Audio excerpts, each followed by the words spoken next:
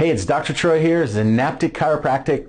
Want to talk about Facet Syndrome. If you have been diagnosed with Facet Syndrome or you know somebody, basically what that is in the vertebral joints, there's three different joints. Let's just call them tripod. You have the disc, okay, which everybody knows about discs. Disc bulges, disc herniation, disc tears. But what about Facet Syndrome? So if you look at a tripod, you got the front of the stool, but you have two other legs, also known as the facet joints. And if you can see here, my red dot on my vertebral model, that is a facet joint. That's where the back of the joints rub together. So they rub when you move, those joints rub together. And there's a capsule around that that's very sensitive.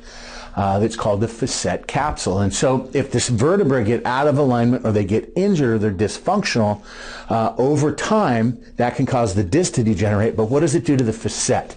So if you're out of alignment, you're going to be putting abnormal pressure on the facet joint, which is the posterior part of the spine. It's kind of like the disc, but it's not. But that's the way I look at it. It looks like a tripod. So if those things are out of alignment and there's tension on the capsular ligament and traditional adjustments or cortisone shots or acupuncture or massage haven't relieved the problem, then spinal decompression might be right for you.